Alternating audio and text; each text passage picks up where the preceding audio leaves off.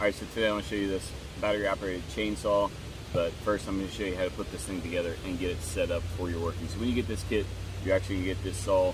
The cover's going to be on it. You're going to get a bar, a chain, your batteries, a spare chain, the proper tools, and those will all be in the kit, as well as your charger and a spare battery. So all of this is going to come in this really nice concise kit, and you're going to get that set up. So obviously it's recommended to charge up your batteries on the front end before you utilize these. So you're going to plug that into the top of this here and charge your batteries each for use. So each one of these batteries is going to last approximately 30 to 45 minutes on a single charge. It's a 24 volt, as I mentioned before. So to assemble this, you're simply going to take this bolt off on the front, this nut. You're going to loosen that up there, and that's going to expose this cover to come off here. So you're now going to see your motor and your drive sprocket, as well as your set screw that is on the front here. That's going to be your adjustment. So you're actually going to adjust this by the front here, and you'll notice this little pin right here is actually going to adjust the bar forward and backwards. So you'll go ahead and you'll put your bar on, and that will lock into this little pin right at the bottom like that, and that's going to be how your saw is. You want to make sure that your chain is on the proper direction and the teeth are pointing forward towards the front of the saw.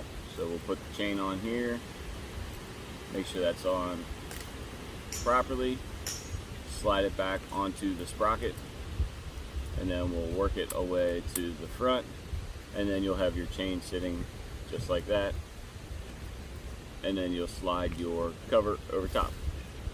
Lift up your chain guard, and that bottom piece will lock into a little spot in there, and then we're going to put our nut back on right there. And then the last thing you're going to do is adjust it, as I mentioned, with your set screw on the front. So you can see that that's pretty loose, so we'll just go ahead and snug that up here. And you want a little bit of play on the bottom of it. That's maybe a little bit too much. So as you lift it, you're going to see a little bit of play. You're going to see the bottom of the chain, but not the teeth sticking out of it. So you'll see that there, and then I always hold up a little pressure on the top of it while I go ahead and lock this collar in with the provided screw and nut, and then we are ready to cut. This piece right here is actually for an anti-kickback safety. In the event that it does kick back, this is going to protect you as well as shield you from that chain as it's going into the wood, so that allows it to fall with it, which is really nice. So this is actually going to lock in simply as a slide in lock right there. We'll go ahead and cut off some of this tree. You can see this thing has plenty of power to cut down and cut up any limbs or tree branches that you have.